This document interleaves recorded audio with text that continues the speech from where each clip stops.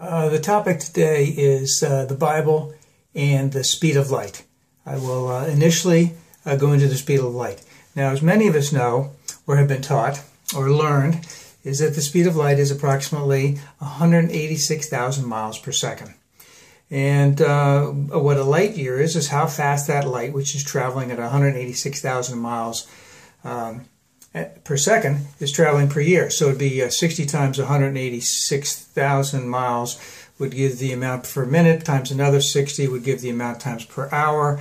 Then 24 would be per day, and then 365 times that would be for the amount for an entire year. So we know that a light year is pretty stinking long. There's a pretty long distance, and that is several hundred years ago that people were trying to measure the distance that light traveled.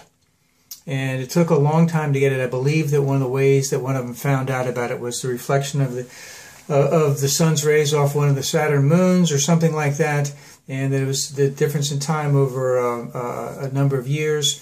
We were able to determine that it took so long to get to the light to get to us, and that I believe Isaac Newton, even had an idea and was within a pretty accurate amount. I believe it was 8 minutes or so that it takes the rays from the sun to get to the earth. And so we've known about this, and the reason that we know about this, that they even knew about it then, is they understood math, and they used the math calculations, and that they experiment, and they tried, and they observed, and they noted, and they speculated, and they determined, and some of it was all crap, and then some of it, the stuff that was really true, they kept on going and going and going. And of course, by the late 1800s, early 1900s, we were pretty well assured of what the speed of light was. And if we just think back 100 years or 115 years ago, let's just say to the turn of the century, 1899, 1900, what type of rudimentary equipment that they had to determine these types of things. That even then, that they knew what the speed of light was, how fast the speed of light was, and how to measure the speed of light. And they had used the math and had tried it and tried it and tried it and figured out this is how it is. And of course, right now, we know what the speed of light is. We've known about it for a long time. We've proven it. We can prove it easily again and again and again. And, one of the most interesting things, and I've actually been to this place, I believe it's called the Naval Observatory in Washington, D.C., is that they have an element. I believe the element is called cesium. And what cesium can do is it breaks down the speed of light per foot. So 186,000 miles per second times 5,280, which I believe is the number of feet in 1 mile. Is that correct? So times 186,000 after that. So it's pretty awesome amount of data, but where they have actually been able to break the speed of this with cesium. Maybe I got off there. With cesium, they've been able to break down the speed of light into 1 foot segments. So and not only do we have this in our country, but other countries, they know all this also. Many of them do. So, and of course, the U.S. Naval Observatory, where that was, used to ping areas all over the United States in the 1800s because they were the official timekeepers. So they know a little bit about time. And, this has been proven time and time and time again. And my reference to that in reference to the Bible is that for some reason there seems to be a fair number of people here in the United States who insist that the world is only 6,500 years old, that the Bible said so. I'm not really quite sure where it says in the Bible. I've read a lot of the Bible. I understand the Bible. I think it has a great narrative. It has a beautiful narrative. It really does. There is history mixed in it, and there's a lot of social morals that are brought up. And but we know so much more now than that they could have even ever remotely. They never could have even thought about the speed of light when the Old Testament was being written, because that's when they said that when the earth was born, when the earth was made, and they couldn't even imagine. They couldn't grasp the concept of it. It couldn't even come remotely close to grasping the concept. Just think the other things that we've found out about even after the speed of light. The double helix, which came out in, I believe, the early 1950s.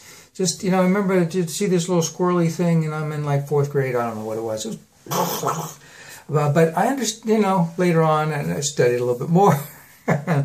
And unbelievable concept. And they understood this, and they figured this out with math long before they could see it. They figured out what the atom was long before they could even prove that there was an atom.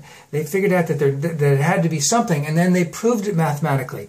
And again, they used their mathematics, they tested, they tried, they speculated, they found out that this is what it works. Now we know what an atom is. Now we actually can, and I guess we can see an atom, but we understand it so well. The concept of DNA was never in anything in the Old Testament. So what we have in terms of our knowledge now is so much greater than what happened back then. And one of the things I believe was in the Cosmos series, where Mr. Tyson, professor, I call him professor, doctor, brought up that if the Earth was only 6,500 years old, then, or if the universe was, because God created heaven and earth in 7 days, that we would only be able to see in the distance 6,500 light years. But instead, we're seeing billions of light years into our past, so to speak. And, of course, the tremendous amount of technology that go behind the telescopes, tremendous amount of work behind all the computers that analyze all that data, that measure the movements of these stars, measure the distances and lights. I mean, just a tremendous, and the thing is, it's all true. It is all true. And when it comes back to the Bible, I just can't conceptualize how someone can sit there and say that a book that was written several thousand years ago, that has some great narratives in it, has some great stories in it, has some great morals in it, has a fair number of truisms in it, that has history in it, that was not written down initially, was written down over time. So that the book of Moses, I believe, was written 400 years after Moses, something like that. And of course we know this because we can do all this stuff. And of course we know in the Bible, Jesus and that thing, that's a whole different thing. But from the Old Testament, that idea that the earth is only 6,500 years old just can't meet the truism that we know today, and that is that we can measure time in terms of the speed of light. We can measure the speed of light, 186,000 miles per second times 5,280 feet. Break that down into 1 foot segments. We know how to do that. So the concept to me that someone can sit there and say that the Bible is true, it's absolutely true, and everything in the Bible is true, even though they don't listen to half the stuff that's in the Bible, in terms of killing other people, stoning people, doing things on the Sabbath, blah blah blah, etc., etc. It just is so mind-boggling to me, and the greater aspect of all this thing is that, as Bill Nye has said, as Dr. Tyson has said, is we need mathematicians, we need engineers, we need scientists, we need, I can't even think of all of the areas that we need this thing where we're heavily using and aggressively using the technology to further increase our understanding of what's going on, not only in the outside world, but also our bodies within the earth, etc., etc. We need all that, and how can you be a scientist if you don't understand the basic premise of how the world is going on? So I really would encourage, those people who have faith, is that I myself, I don't even want to tell what faith I am. I'm a Christian, but more than that, I'm the better Christian, as they say, non-practicing. But I don't have any difficulty with that, because I don't look at the Bible as the absolute end all and be all of everything. It is a historical document. There are a tremendous amount of facts in it. There are many things in it that may have been true at the time that are not true now. The way people thought then is completely different than the way people think now. I believe the best term of that is we think visually right now. They thought literally. Their concept of the world was extremely small in terms of what was out there. Their concept of heaven and hell, etc. Is so radically different now, so much different. And I would encourage all of those who claim that the Bible is only 6,500 years old. I mean, you can, as far as I'm concerned, I can still believe in the Bible. I don't have to believe in every single thing that's in the Bible because we have to move on. We have to understand. Those things were written a long time ago. Not everything that's in there applies to today.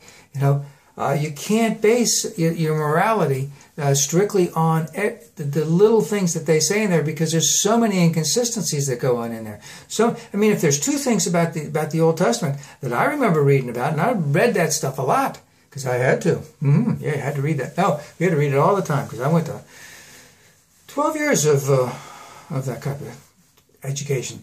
And the one thing that I know about it is that what was all over the Bible in the Old Testament was multiple marriages and slavery, polygamy and slavery, and it was accepted. And so I'd encourage all of my friends who are Christians who believe in the literal word of the Bible to take a closer look at the fact that there is truisms in science, and the Bible is a historical document with a lot of good things in it.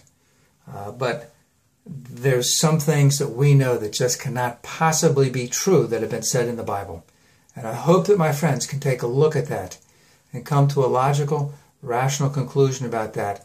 And let's get out of that little game. Let's go on to bigger and better things, like getting jobs for Americans.